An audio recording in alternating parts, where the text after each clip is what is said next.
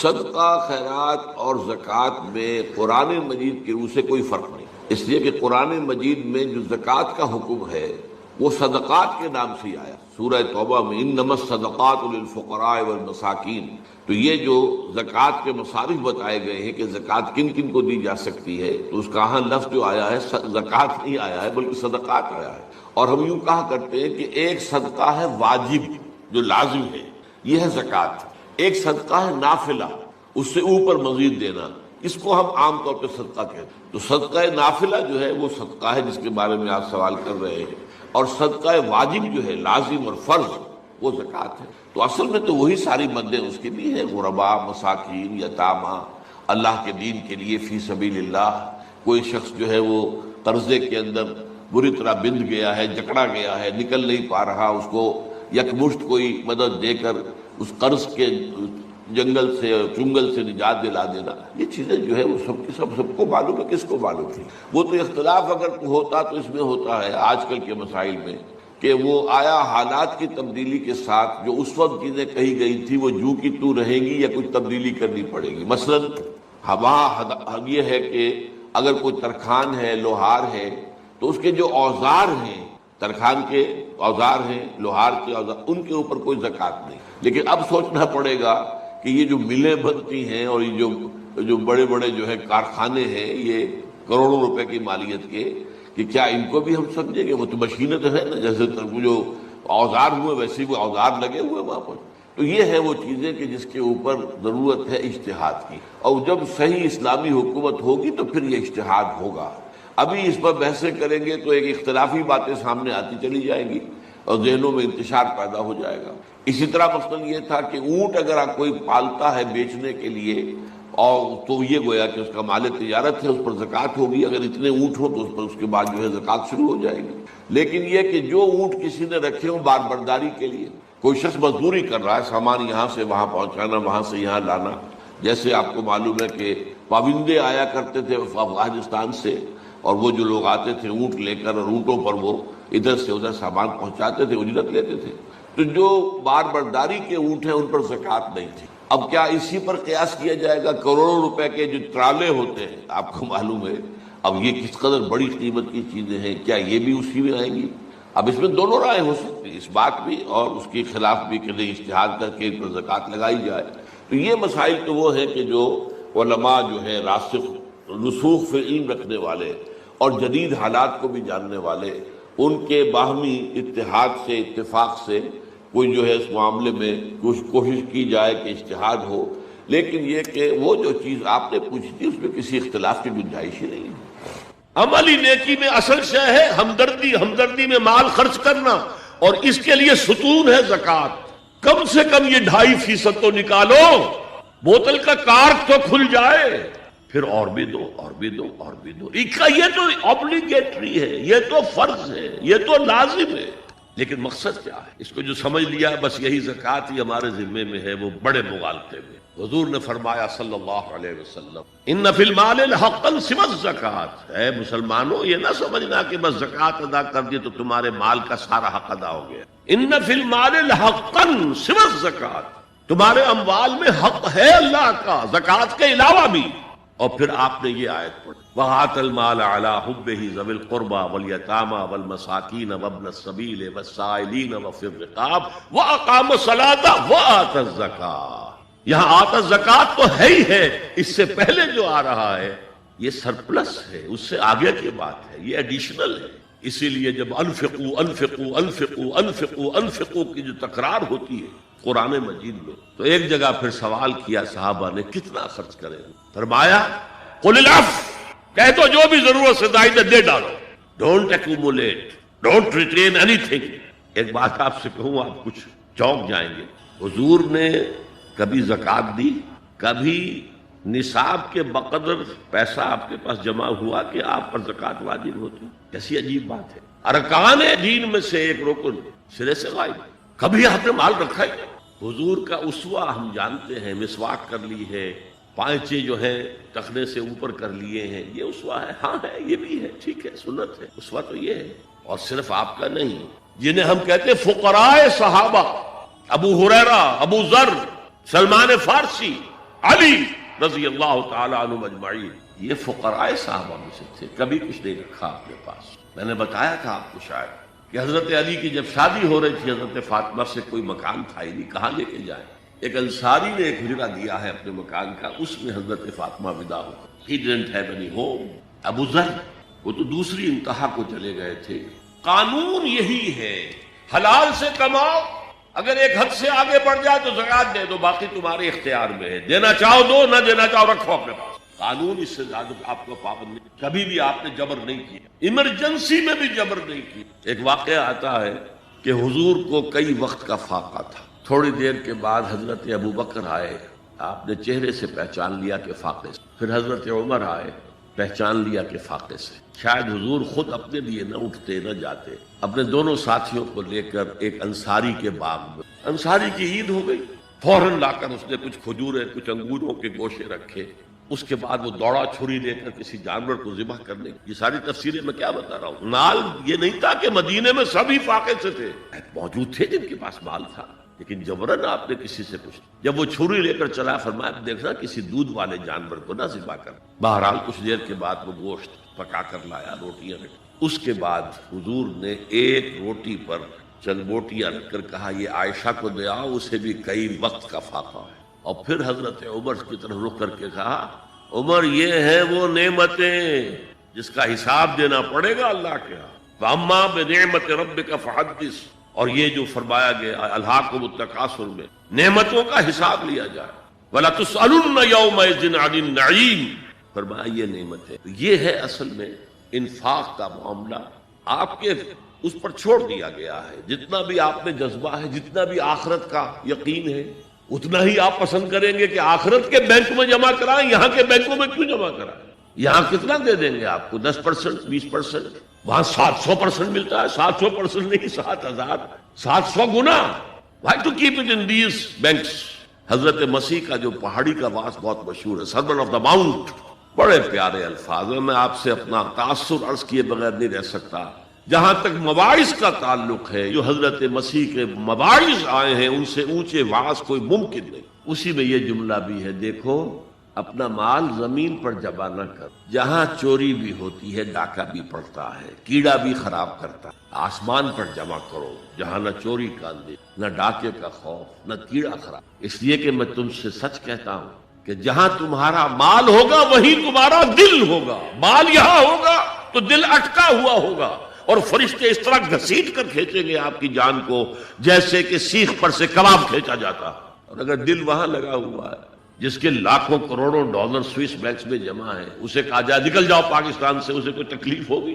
نکل جاؤ فلاں ملک سے، ملک بدل کرتے تم، کیا تکلیف؟ میرے بینک کے اندر پیسے ہیں۔ البتہ جس کا باہر کچھ نہ ہو اسے اگر یہ دی جائے سزا تو اس کی تو جان پر بن جائے گی۔ تو یہ ہے انفاق کا معاملہ۔ اس میں یہ دو جو ہے، ایک قانونی سطح ہے، قانونی سطح یہ کہ حلال ذریعہ حرام نہ ہو، سود نہ ہو، جوا نہ ہو، فحاشی کو ذریعہ نہ بنایا جائے، منشیات کو ذریعہ نہ بنایا جائے کمائی کا، اور جو بھی آپ کے پاس ہے آپ نصاب کی سطح کے اوپر آ گئے تو 2.5% زکوٰۃ دے دو۔ قانون اس سے آگے آپ سے مطالبہ نہیں کرے گا، اگرچہ فقہا نے یہ فتویٰ دیا ہے کہ اگر کسی وقت جو فقراء ہے ان کی ضرورتیں زکوٰۃ سے پوری نہ ہو سکے تو اس وقت کا امام، اس وقت کا خلیفہ وہ زبردستی بھی عمراء کے مال میں سے مزید لے سکتا ہے زکوٰۃ کے۔ لیکن کمال یہ ہے محمد رسول اللہ صلی اللہ علیہ وسلم کا کہ نہایت جان اصل تحریک جو تھی، انقلابی تحریک، اس میں بھی کبھی آپ نے جبر سے کام نہیں کیا۔ یہ آپ کی چوائس پر ہے، البتہ ایک معیار مقرر کر دیا، جیسے حضرت ابو بکر غزوہ تبوک کے موقع پر سب کچھ لے آئے تھے گھر میں جھاڑو پھینک کر۔ عام حالات میں یہ نہیں، ایک شخص آئے صحابی انصاری، میں اپنا سب کچھ اللہ کی راہ میں دینا چاہتا ہوں، فرمایا نہیں، تم چاہتے ہو کہ اپنے ورثاء کو غریب اور فقیر بنا کر جاؤ؟ اس نے کہا اچھا میں آدھا نہیں، آدھا بھی بہت ہے۔ فرمایا تہائی دیتا ہوں؟ فرمایا ہاں تہائی کافی، وَالثُّلُثُ کثیر، اور ثلث بھی بہت ہے۔ اور یہی قانون ہے وراثت کا، آپ ثلث سے زیادہ، 1/3 سے زیادہ کی وصیت نہیں کر سکتے۔ 2/3 مال جو ہے کم سے کم وہ صرف قانون وراثت کے مطابق تقسیم، اور کسی وارث کے لیے وصیت نہیں کر سکتے۔ ایک بیٹے کو اس کا حصہ بھی مل جائے اور پھر مزید جو ہے وصیت نہیں، وارث کے لیے، لا وصیت لوارث. تو یہ ہے زکوٰۃ در حقیقت اس جذبہ انفاق کو سپورٹ دینے والی شے. کم سے کم یہ تو دو. بوتل کا کارک کھل جائے گا تو مزید بھی نکل آئے گا اس میں. وآت المال علی حبہ ذوی القربى والیتامى والمساکین وابن السبیل والسائلین وفی الرقاب واقام الصلاۃ وآت الزکاۃ. وآت المال علی حبہ. اب اس میں جو ترتیب میں نے کہا تھا، الاقرب فالاقرب، الاقرب فالاقرب، سب سے پہلے ذوی القربى. اور اس میں اکثر و بیشتر ہم سے کوتاہی، دور دراز کے لوگوں کے ساتھ نیکی ہو رہی ہے. سگے بھائی کی بیوہ اور یتیم بچے جو ہے وہ انہوں نے اس وقت یہ کر دیا تھا، یہ کر دیا تھا. ظاہر بات ہے کہ رشتہ داروں سے تو شکایتیں ہوتی ہیں، یہ تو ہمیشہ ہمارے مخالف رہے جی، ان کی ہم کیسے اگر تو اللہ کے لیے دینا ہے تو پہلا حق ان کا. من احب للہ وابغض للہ واعطى للہ ومنع للہ. اللہ کے لیے دیا ہے اگر تو اپنے اس نفس کی جو انتقام کا جذبہ ہے اس کو کچلو، اور جس کا سب سے پہلا حق ہے اس کو پہنچاؤ. حق بحقدار رسید ذوی القربى والیتامى، جو بے سہارا رہ گئے، باپ کا سایہ نہ. والمساکین، مساکین کسے کہتے ہیں؟ مسکنت کہتے ہیں کم ہمت.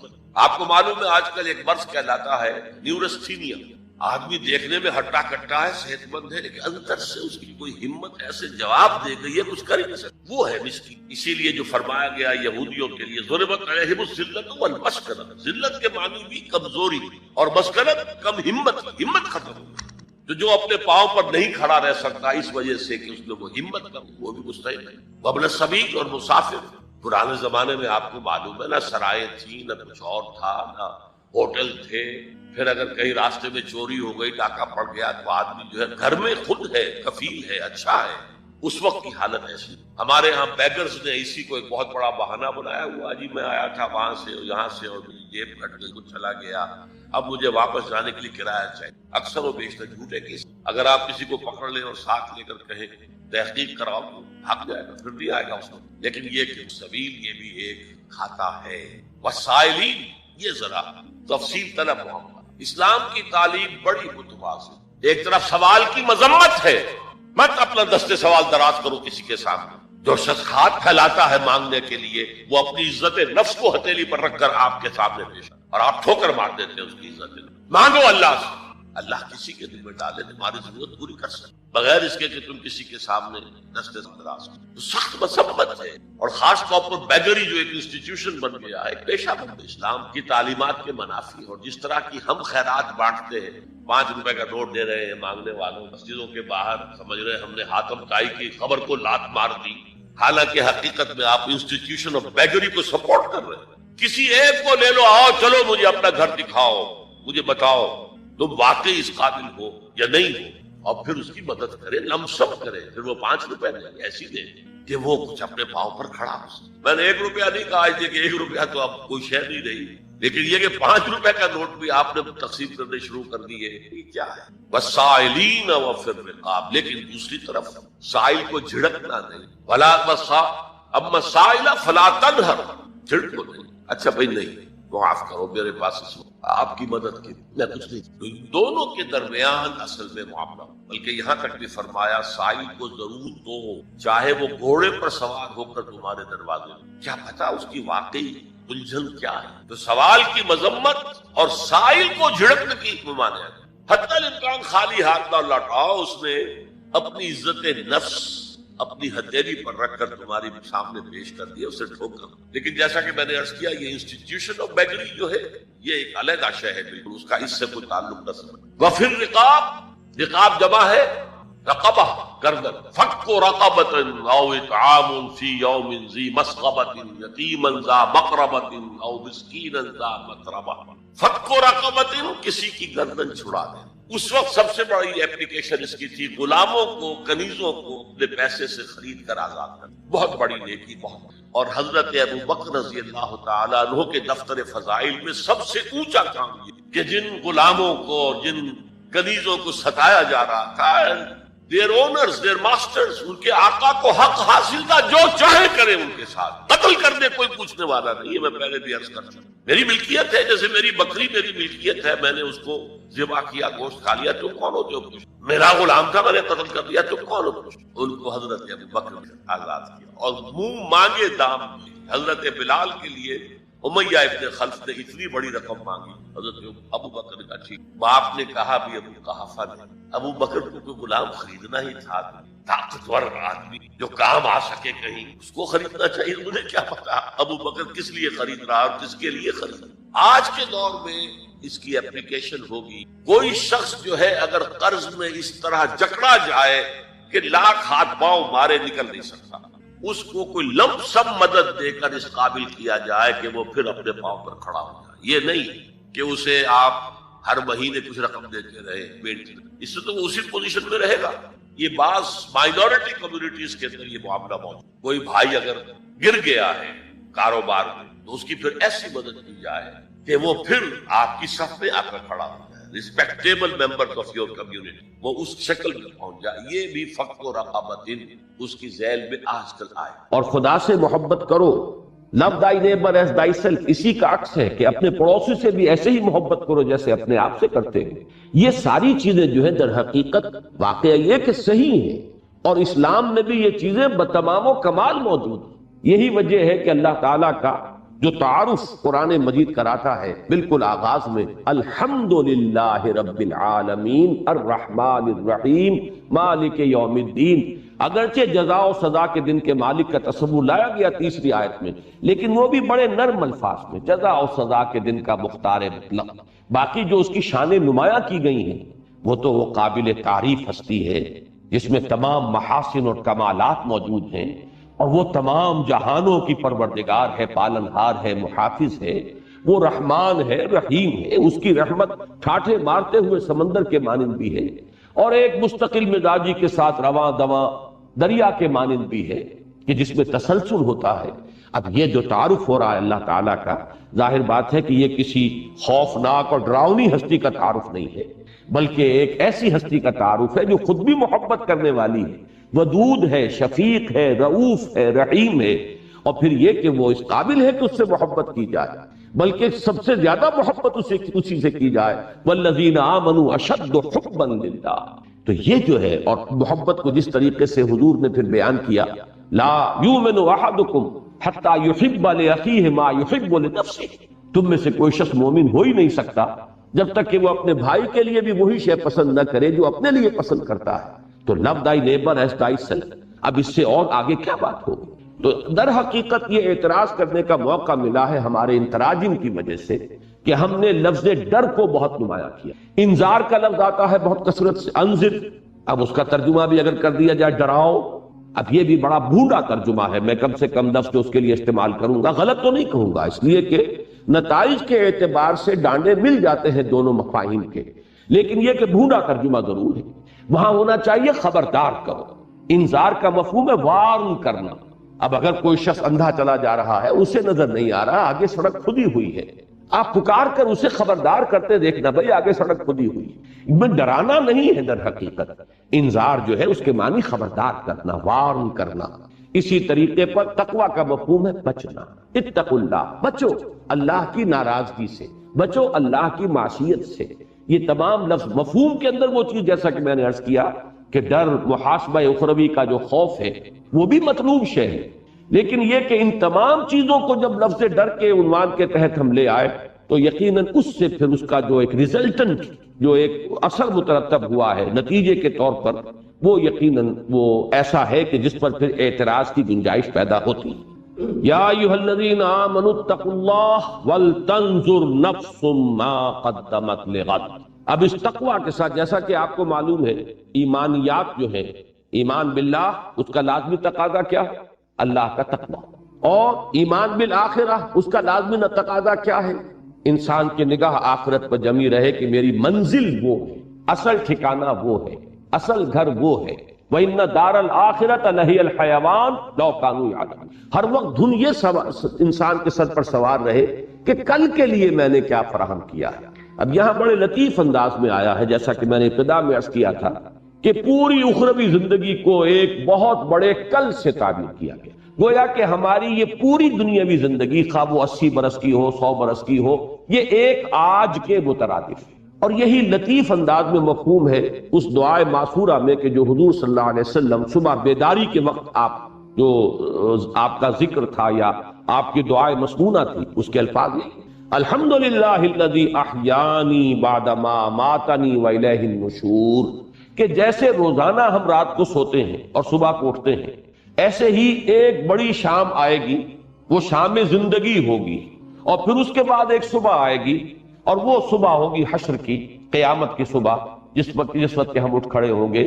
یہ روزانہ کا ہمارا سونا اور جاگنا در حقیقت ریہرسل ہے اس موت اور بعث بعد الموت کا، کہ اس کے لیے ایک روز ہمارے سامنے نمونہ آ رہا ہے۔ تو جیسے آج میری زندگی کا ایک دن تھا، ایسے ہی میری کل زندگی ایک دن ہے، اور جیسے کل صبح طلوع ہونے والی ہے ہر شخص کو معلوم ہے، اور ہر شخص کو یہ فکر دامنگیر رہتی ہے کہ کل کے لیے میرے پاس سامان ہے یا نہیں، کھانے پینے کا سامان، اس سے آگے یہ کہ کل سے آگے اگلا ہفتہ بھی ہے، اگلا مہینہ بھی ہے، اگلا سال بھی ہے۔ انسان جو ہے دور اندیش وہی کہلاتا ہے، اور اس کے برعکس ہم کہتے ہیں عاقبت نا اندیش انسان، کہ جو صرف آج کی فکر کر رہا ہے اور کل کی اسے کوئی فکر نہیں ہے۔ تو اسی کو ذرا، جیسا کہ میں نے عرض کیا تھا کہ اس کو ذرا ضرب دے لیجئے کہ جو ایک سعادت مند بیٹے کا رویہ ہوتا ہے اپنے والدین کے بارے میں، اسی طریقے سے ضرب دیجئے اس کو ایک بہت بڑی مقدار سے، ویلیو سے، تو یہ ہے آخرت کی فکر کے جو دامنگیر ہو جانی چاہیے اس شخص کو جس کو فی الواقع آخرت پر ایمان ہے۔ وَلْتَنْظُرْ، اب یہاں پہ لفظ نظر جو لایا گیا ہے، دیکھنے کے لیے نہیں، نگاہ رکھنا، ہر وقت نگاہ جمائے رکھے انسان، ہمیشہ یہ دیکھتا رہے، نگاہ اسی بات پر ٹکی رہے کہ میں کل کے لیے کیا بھیج رہا ہوں، وہ کل جو آخرت کی کل ہے، وہ بڑی کل جو ہماری زندگی میں آنے والی ہے۔ اسی طریقے سے آپ دیکھیں گے کہ قرآن مجید میں دنیا کے ساتھ لفظ عاجلہ لایا جاتا ہے، عاجلہ جلدی والی۔ عجلت پسند انسان جو ہے وہ عام محاورے میں بھی کوئی اچھا یعنی آدمی بردبار انسان نہیں سمجھا جاتا، ہر وقت جلدی سوار رہتی ہے۔ بردبار انسان وہ ہے جو سہج پکے سے میٹھا ہو، ہر معاملے کو سوچ سمجھ کر آگے بڑھاتا ہے، اس کے اندر ایک تدبر ہے، ایک حلم ہے۔ تو دنیا اور حب عاجلہ اور آخرہ اور عاقبہ، یہ لفظ آتے ہیں، والعاقبۃ للمتقین، آخرہ دنیا کے مقابلے میں ہے اور عاجلہ اور عاقبہ یہ ایک دوسرے کے مقابلے میں آئیں گے۔ تو یہ در حقیقت وہی کہ جو عام ہمارے محاورے میں بھی آتا ہے کہ وہی شخص دانا سمجھا جاتا ہے جسے کل کی بھی فکر ہو، مستقبل کا بھی خیال ہو، کچھ وہ مستقبل کے لیے پس انداز کر رہا ہو، کچھ آئندہ جو پیش آنے والے مراحل ہیں ان کی بھی اسے فکر آج ہو رہی ہو۔ تو اسی طریقے سے اسی کو 1000 سے اور کروڑ سے ضرب دے لیجئے تو محسوس ہوگا کہ یہ فکر دامنگیر رہنی چاہیے ہر انسان کو اگر اسے واقعتاً آخرت پر ایمان ہے۔ وَلْتَنْظُرْ نَفْسٌ مَا قَدَّمَتْ لِغَدٍ وَاتَّقُوا اللَّهَ، دوبارہ اللہ کا تقوی اختیار کرو، اللہ کی ناراضگی سے بچو، اللہ کی معصیت سے بچو، اللہ کی محرمات سے اجتناب کرو، اللہ کے احکام کو بجا لاؤ۔ ان اللہ خبیر بما تعملون، اور یہاں لفظ خبیر پر میں نے اس سے پہلے بھی کئی مرتبہ گفتگو کی ہے، سورہ حدید کی ابتدا میں بھی یہ اس طریقے سے آیا ہے اور سورہ تغابن میں بھی، کہ پہلے بصیر آتا ہے پھر خبیر آتا ہے۔ خبیر میں زیادہ گہرائی ہے، اس لیے کہ باخبر ہونا کسی شے سے، اور خبر کے مختلف ذرائع ہو سکتے ہیں، بصارت بھی، سماعت بھی، انسان سن کر بھی کسی چیز کو، کوئی معلومات کو حاصل کرتا ہے، دیکھ کر بھی حاصل کرتا ہے۔ مزید برآں یہ جان لیجئے کہ در حقیقت ہماری جو باطنی شخصیت ہے اگر آپ اس کو پیش نظر رکھیں تو یہ تمام ہمارے جو ذرائع اور آلے ہیں یہ تو وہ سینس ڈیٹا ہیں کہ جو فراہم کرتے ہیں ہمارے برین کو۔ اصل میں جو ڈیسائفر کی جاتی ہیں یہ ساری معلومات، اور ان سب کو جو یہ بڑا کمپیوٹر جو لگا ہوا ہے بہت چھوٹا سا ہے، بہت بڑا، یہ بقامت کہتر اور بقیمت بہتر والی بات اس کے اوپر صادق آئے گی کہ یہ بہت بڑا کمپیوٹر ہے جو ہمارے دماغ میں لگا ہوا ہے، یہ جو ہے اس کو اب انٹرپریٹ کرتا ہے، ڈیسائفر کرتا ہے، اور پھر جو نتیجہ نکالتا ہے وہ خبر ہے اصل کہ جو ہماری اصل اندرونی شخصیت کو ان تمام چیزوں سے نتیجتاً جو بات ملی، جو خبر حاصل ہوئی وہ خبر ہے۔ تو خبر میں بصر یا سمع کی نسبت بہت گہرائی ہے۔ ان اللہ خبیر بما تعملون، جان لو کہ اللہ تعالی خوب باخبر ہے ان چیزوں سے جو تم کر رہے ہو. اس لیے کہ بصارت میں اگر آپ لفظ بصیر استعمال کریں گے تو وہ صرف کسی عمل کا ظاہر آئے گا. ایک شخص نماز پڑھ رہا ہے، اس کا ظاہر ہے میں نے دیکھا نماز پڑھ رہا ہے، لیکن یہ کہ اس کی نیت کیا ہے، ریاکاری ہے، لوگوں پر اپنے زہد اور تقوی اور دینداری کا روب گانٹنا ہے، یا واقعتاً اس کے دل میں اللہ کا خوف ہے، تقوی ہے، خشوع ہے، خضوع ہے، للہیت ہے، اللہ کی محبت ہے. اب یہ چیزیں جو ہے یہ اس بصارت سے متعلق نہیں ہوں گی، اس کا تعلق خبر سے. لہذا یہ تمام چیزیں جو ہے جمع ہو کر سب سے گہرائی جس لفظ میں آتی ہے وہ خبر. سورہ تغابن میں بھی آپ دیکھیں گے کہ پہلے آئے گا اللہ کے لیے لفظ بصیر، پھر آخر میں جا کر آئے گا خبیر. اور یہی سورہ حدید کے اندر بھی تناسب جو ہے یہی آپ کو ترتیب یہی ملے گی. ان اللہ خبیر بما تعملون. اس میں ظاہر بات ہے کہ ایک انداز جو ہے تحدید کا ہے، اگرچہ اصولاً اس میں دونوں انداز موجود ہوتے ہیں. اہل ایمان کے لیے اس میں بشارت ہے، اللہ خوب جانتا ہے جو تم کر رہے ہو. اب اس سے زیادہ کسی بندہ مومن کے لیے ری ایشورنگ چیز اور کوئی نہیں، اس کے اطمینان، دل دہی کی بات کہ تم نے جو نیکی کا کام کیا، خواہ کسی انسان نے اسے دیکھا یا نہیں دیکھا، لوگوں کی نگاہوں میں آیا یا نہیں آیا، اللہ باخبر ہے، اللہ کے علم میں ہے. تمہاری کوئی قربانی، تمہارا کوئی ایثار، اللہ کے لیے کی گئی تمہاری کوئی محنت، کوئی لمحہ جو تم نے اس کے لیے صرف کیا ہے وہ اللہ کے علم سے باہر نہیں ہے، اللہ جانتا ہے. اس میں جیسا کہ میں نے عرض کیا بڑی دلجوئی ہے، بڑی تشفی ہے، بڑی حوصلہ افزائی ہے اہل ایمان کے لیے. لیکن اسی میں برعکس جو لوگ ہیں، جو اللہ کے باغی ہیں، جو اللہ کی نافرمان ہیں، ان کے لیے اسی میں دھمکی، اللہ خوب جانتا ہے جو تم کر رہے ہو. تم لوگوں کی نگاہوں سے چھپ سکتے ہو، تم اپنے اوپر لبادے اوڑھ سکتے ہو، تم جھوٹی قسمیں کھا کر جو ہے ان کو اپنے لیے ڈھال بنا سکتے ہو. اتخذوا ایمانہم جنۃ فصدوا عن سبیل اللہ. انہوں نے اپنی قسموں کو ڈھال بنا لیا ہے اپنے لیے باسپرس سے بچنے کے لیے، لیکن اللہ باخبر ہے تمہاری اصل حقیقت سے. تو یہ دونوں چیزیں اس کے اندر مضمر ہوتی ہیں. لیکن یہاں جیسا کہ میں نے عرض کیا، چونکہ اس آیت مبارکہ میں جو سیاق کلام ہے اس کے اعتبار سے ثابت ہو رہا ہے کہ وہ سخن منافقین کی طرف ہے، لہذا یہ تنبیہ اور تحدید کا کلمہ ہے. ان اللہ خبیر بما تعملون یا ایھا الذین آمنوا اتقوا اللہ ولتنظر نفس ما قدمت لغد واتقوا اللہ ان اللہ خبیر بما تعملون. جیسا کہ میں نے عرض کیا تھا کہ تیسری آیت جو ہے وہ بھی اپنے مفہوم کے اعتبار سے بھی بالکل واضح ہے. قرآن مجید کا یہ مضمون تو وہ ہے کہ اگرچہ میں اس کو دعوے کے ساتھ تو نہیں کہہ سکتا، لیکن گمان غالب میرا یہ ہے کہ کوئی صفحہ مصحف کا ایسا نہیں ہو سکتا جس میں یہ مضمون نہ آیا.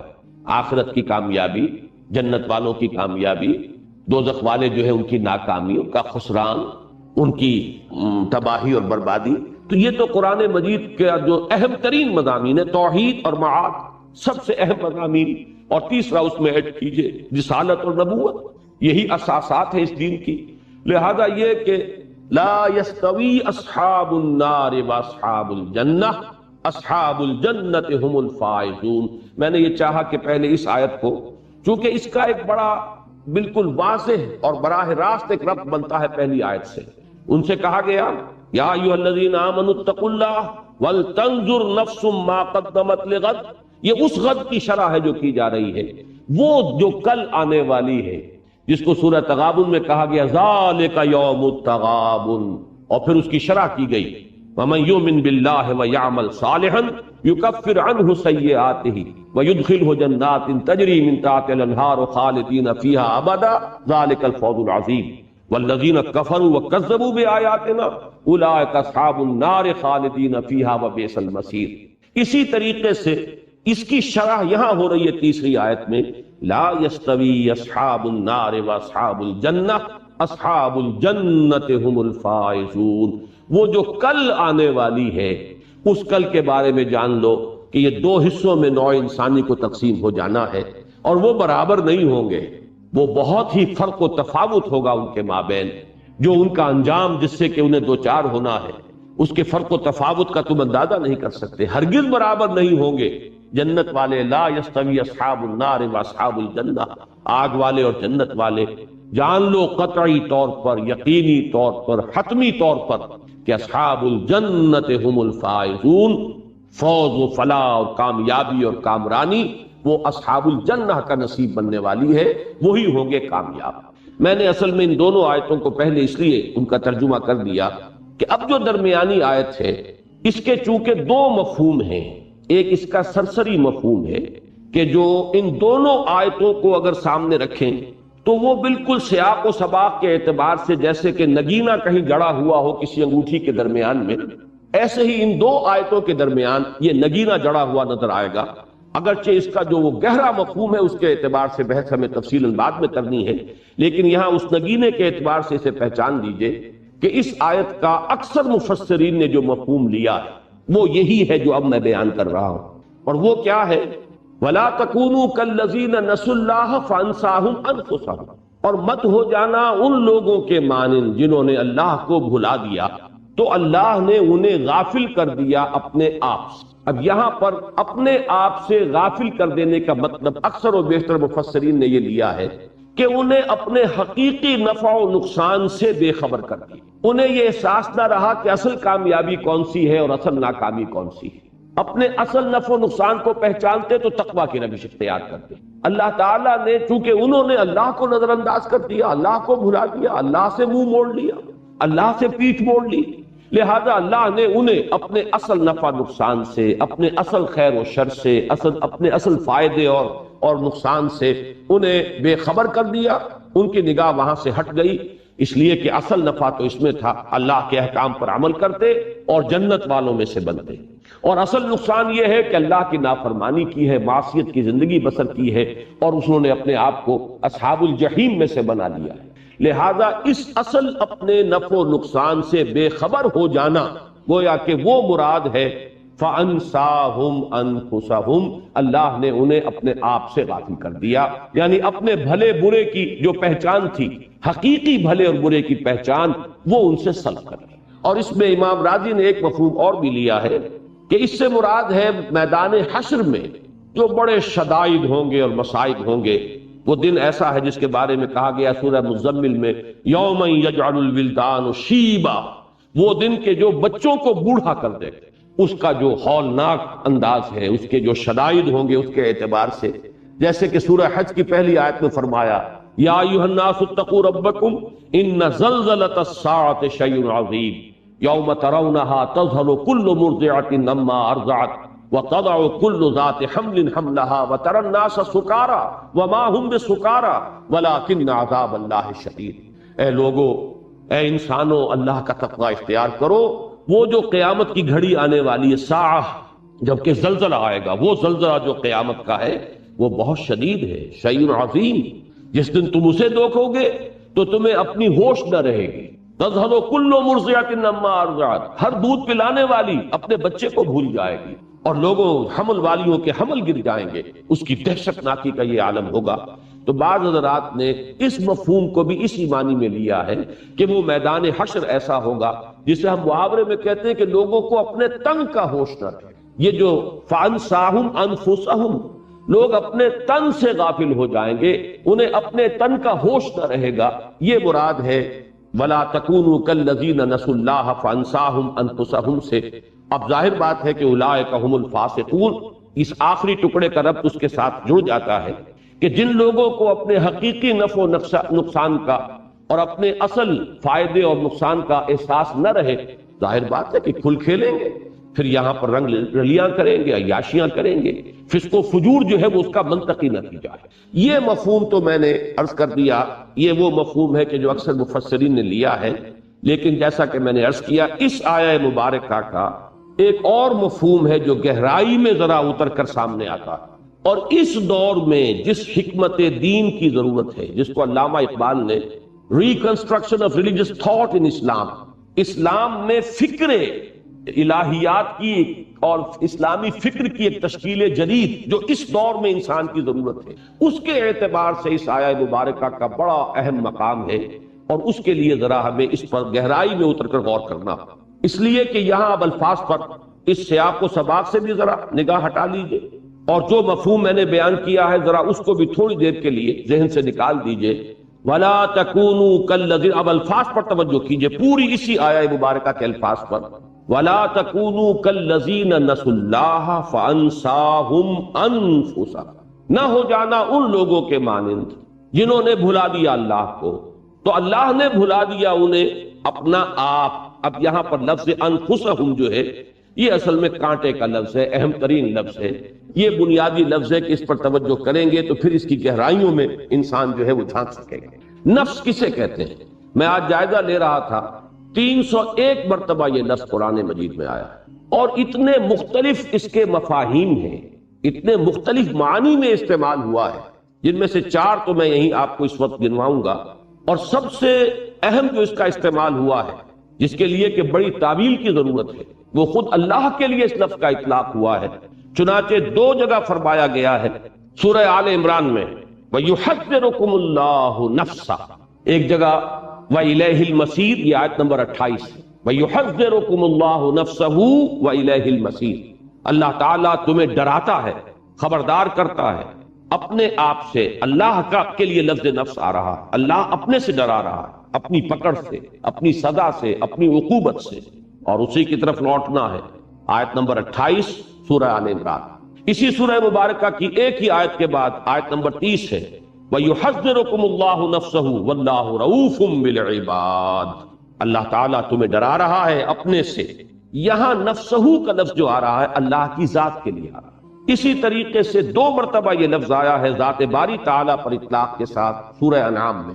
آیت نمبر 12 میں فرمایا کتب علی نفسہ الرحمہ، اللہ نے اپنے اوپر رحمت کو لازم کر دیا۔ اب یہاں نفس کا لفظ اللہ کی ذات کے لیے آ رہا ہے، اور دوسری جگہ آیت کی یہ سورہ انعام کی آیت نمبر 54 ہے کتب ربکم علی نفسہ الرحمہ، تمہارے رب نے اپنے اوپر رحمت کو لازم کر دیا۔ ظاہر بات ہے کہ اس لفظ سے یہاں پر اب اللہ تعالیٰ کی ذات تو نہ تو اس کا کوئی تجزیہ ہو سکتا ہے، نہ اس کے اجزاء ہیں، نہ اس کے لیے نفس کا اس معنی میں ہم کوئی تصور کر سکتے ہیں جیسے ہم اپنے نفس کے لیے لفظ کا اطلاق کرتے ہیں۔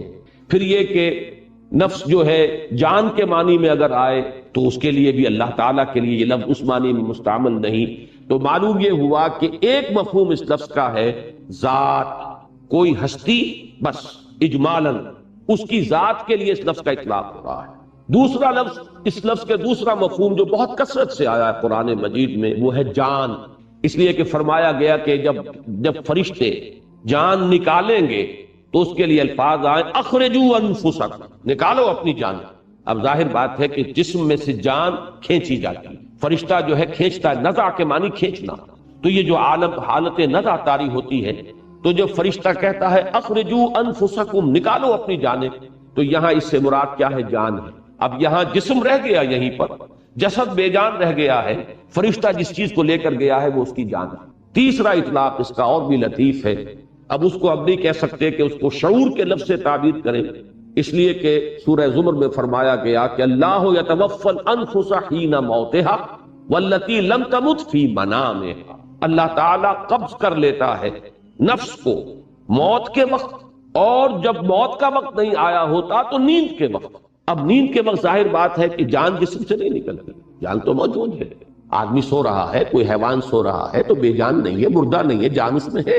یہاں اس لفظ جو آیا ہے دوسری مرتبہ واللتی لم تمت فی منامها، تو یہ جو حالت نیند میں جو چیز سلب کی گئی ہے، جو چیز کھینچ لی گئی ہے، جس چیز کو اللہ نے اپنے قبضے میں لے لیا، وہ انسان کا شعور ہے، تو شعور کے لیے بھی اس لفظ نفس کا اطلاق ہے۔ اور چوتھا اس کا جو سب سے زیادہ کثیر الاستعمال لفظ ہے وہ انسان کا وجود کلی، اس میں اس کی روح بھی آ گئی، اس کی جان بھی آ گئی، اس کا وجود بھی آ گیا، اس کا نفس امارہ بھی آ گیا، اس کے اندر اس کا ضمیر بھی آ گیا، اس کے قلب میں جو کچھ ودیت شدہ فیکلٹیز ہیں، لطائف ہیں، وہ بھی آ گئے، تو بحیثیت مجموعی پورے انسان پر، اس کی حقیقت پر اس لفظ کا اطلاق ہو رہا ہے۔ تو یہ میں نے 4 استعمالات آپ کے سامنے رکھے جن میں اہم ترین ہے خود اللہ کی ذات پر اس لفظ کا استعمال۔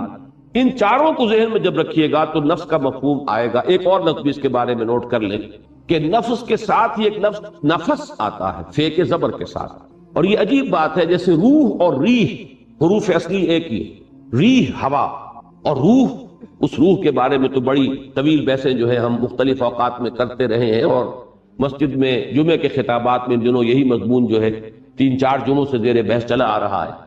روح اور ریح میں جو تعلق ہے وہی نفس اور نفس میں۔ نفس اس سانس کو کہتے ہیں جو آتا ہے اور جاتا ہے ہوا اندر داخل ہوتی ہے پھیپڑوں میں اور پھر باہر نکلتی ہے، نفس ہے۔ نفس کی جمع انفاس آتا ہے، جو صوفیہ کے ہاں پاس انفاس کا لفظ استعمال ہوتا ہے کہ ہر سانس کے ساتھ اللہ کا ذکر جو ہے انسان اس کی عادت ڈالے کہ کوئی سانس بھی غفلت میں نہ نکلے۔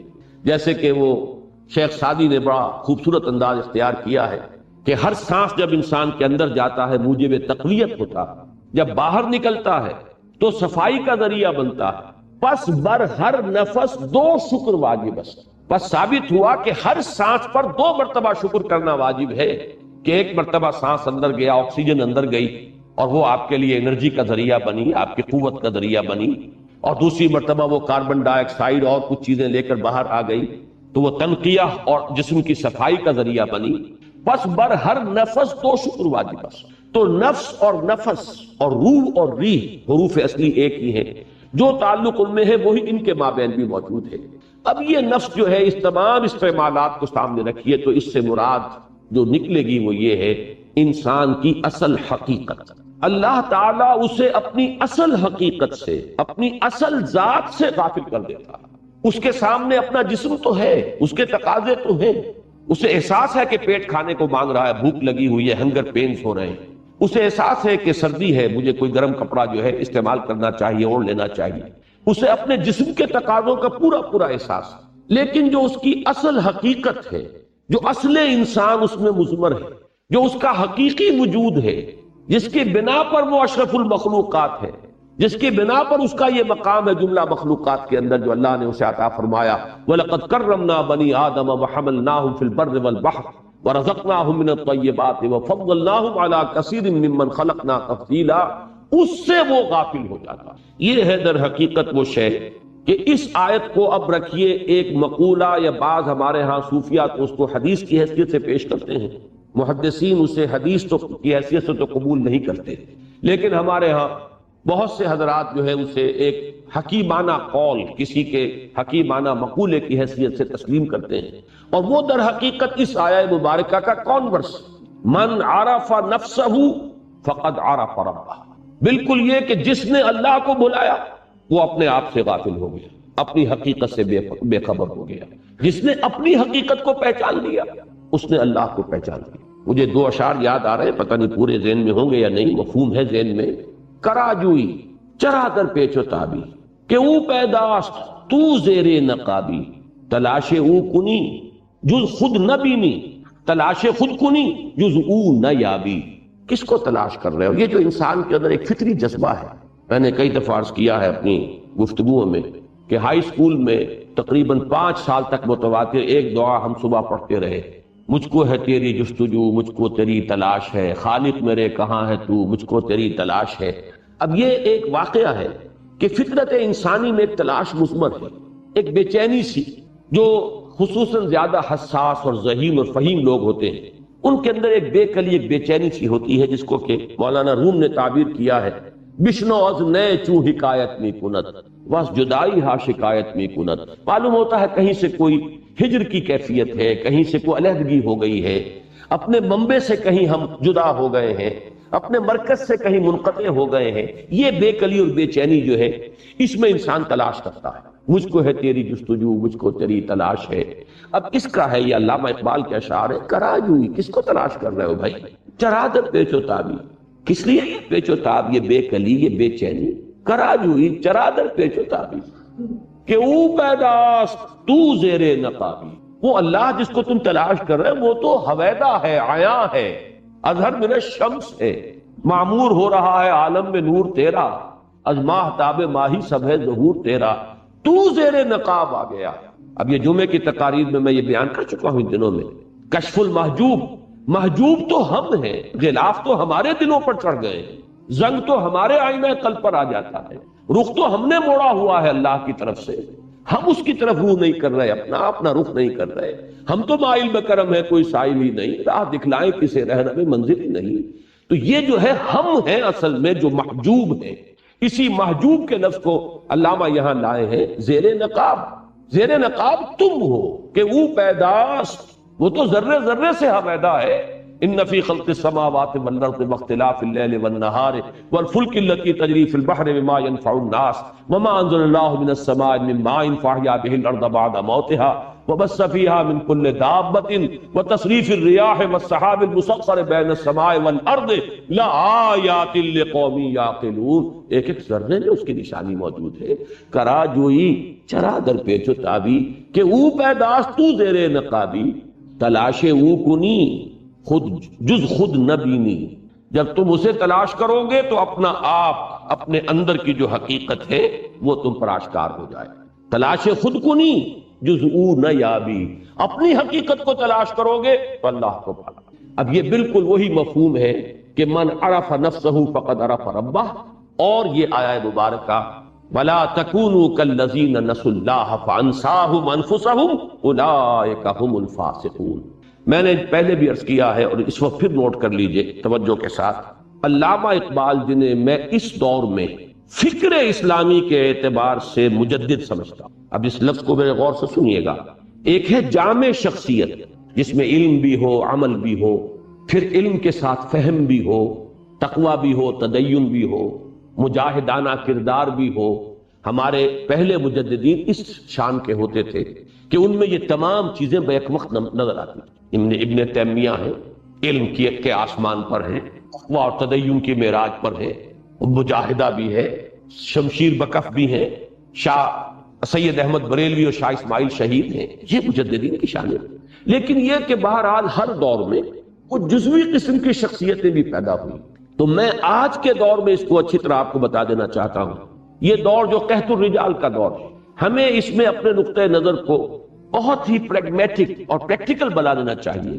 آج کے دور میں کسی ایک پہلو سے بھی کسی کی کنٹریبیوشن نظر آ رہی ہو تو اس کا پورا اعتراف ہونا چاہیے. اس کے دوسری پہلوؤں کی جو کمیاں ہیں ان سے نگاہوں کو بند کیجئے، غض بصر کیجئے، اور اس کی جو عظمت کسی خاص پہلو سے نظر آ رہی ہے اس کا اعتراف کیجئے. میں اللہ کا شکر ادا کرتا ہوں کہ میرا مزاج اس نے خود اسی رنگ کا بنایا.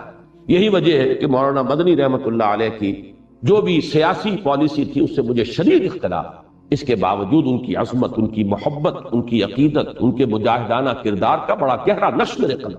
مقابلتاً علامہ اقبال کو میں کوئی ولی نہیں سمجھتا. وہ متقی اور متدین آدمی نہیں تھے. علم دین میں بھی ان کا وہ مقام نہیں تھا. فکر دین میں، علم اور فکر کے درمیان فرق ہے. اس دور کا جو فکر ہے، جو اس دور میں ضروری ہے، وہ در حقیقت اس کے اعتبار سے میں انہیں مجدد کا مقام جو ہے وہ میں سمجھتا ہوں. اور واقعہ یہ ہے کہ میں اپنے پورے گہرے شعور کے ساتھ کہہ رہا ہوں، اس میں کسی مبالغے کا دخل نہیں. ان کا جو فکر ہے آپ کو معلوم ہے فکر کس اعتبار سے، ویسے ان کی ایک سیاسی پالیسی بھی تھی، ان کا ایک ملی نقطہ نظر بھی تھا، ان کے اور مختلف پہلو ہیں، لیکن اصل میں فکر اسلامی میں ان کا جو مقام ہے، ایک تجدیدی جو ان کا درجہ اور مقام حاصل ہے، اس کا عنوان ہے ان کا فلسفہ خودی. یہ ہے گویا کہ لب لباب اور حاصل کلام. ان کو اگر فکر میں کوئی مقام حاصل ہے تو اس فلسفے کے حوالے سے. اس اعتبار سے جان لیجئے یہ واقعہ اللہ کا شکر ہے کہ سید نذیر نیازی مرحوم نے اس کو لکھ دیا اور یہ واقعہ لوگوں کے علم میں آ گیا. اکثر و بیشتر اقبالی حضرات بھی اس سے ناواقف ہیں، اس لیے کہ غالباً میرا اس وقت پورا حافظ پر میں اعتماد نہیں کر رہا. یہ واقعہ بیان کیا تھا سید نذیر نیازی صاحب نے ہمارے ہی قرآن کانفرنس میں، جو انہوں نے قرآن مجید کے حقوق پر ایک تقریر کی تھی علامہ اقبال کے نقطہ نگاہ سے، کہ جو میرا کتاب چاہے مسلمانوں پر قرآن مجید کے حقوق، تو انہوں نے بات یہاں سے شروع کی تھی کہ یہی 5 باتیں ہیں جن پر علامہ اقبال نے زور دیا، اور پھر ان 5 حقوق کے لیے علامہ کی کچھ باتیں جو ہیں انہوں نے سلسلے وار بیان کی. وہیں یہ واقعہ انہوں نے لکھا ہے کہ میں نے ایک مرتبہ ان سے سوال کیا کہ بڑی چہمے گوئی ہو رہی ہے کہ آپ کا یہ فلسفہ خودی جو ہے اس کی اساس کیا ہے، بنیاد کیا ہے، منبع کیا ہے، سرچشمہ کیا ہے، ماخذ کیا ہے اس کا، کہاں سے آپ نے اس کے لیے اصول اور مبادی اخذ کیے ہیں، تو اب آپ خود ہی کیوں نہیں بتا دیتے؟ تو علامہ نے فرمایا کہ اچھا کل فلاں وقت تم آ جانا تو میں تمہیں ڈکٹیٹ کرا دوں. اب سید نذیر نیازی کہتے ہیں کہ میں بہت خوش ہوا، اترا رہا تھا میں اپنے آپ میں کہ یہ شرف مجھے حاصل ہو رہا ہے کہ شاعر مشرق حکیم الامت کا جو فلسفہ ہے اس کے ماخذ جو ہیں وہ سب سے پہلے میرے علم میں آئیں گے. تو میں بڑے اس کیفیت کے ساتھ حاضر ہوا. تو میں جب بیٹھا پینسل اور کاغذ لے کر، کاپی لے کر، تو علامہ نے فرمایا کہ ذرا وہ قرآن مجید نکالنا. تو ایک تو کہتے ہیں کہ وہ اوس پڑ گئی مجھ پر وہیں کہ میں تو کسی بڑے بڑے فلسفیوں کے نام سننے آیا تھا، ان کی کتابوں کے حوالے میں وہ نوٹ کرنے کے لیے بیٹھا ہوں یہ قرآن مجید، اور کہا سورہ حشر نکالو اور یہ آیت وَلَا تَكُونُوا كَالَّذِينَ نَسُوا اللَّهَ فَأَنسَاهُمْ أَنفُسَهُمْ أُولَئِكَ هُمُ الْفَاسِقُونَ۔ علامہ نے فرمایا یہ ہے میرے فلسفہ خودی کا اصل مبدا، اس کا منبع، سرچشمہ، اس کا باخذ یہ آیہ قرآن۔ اب اس کی جو اہمیت ہے اور اس آیہ مبارکہ کے حوالے سے جو مجھے باتیں عرض کرنی ہے، اور مجھے یہ کافی گمان ہے کہ یہ ایک تقریر میں آج یہ بات پوری نہیں ہو سکے گی، اور میں اس موقع پر چاہتا ہوں کہ اس موضوع پر جو کچھ میرے ذہن میں ہے میں آپ حضرات کے سامنے رکھوں، چاہے اس میں ایک سے زائد نشستیں جو ہیں وہ صرف ہو جائیں۔ میں آج سب سے پہلے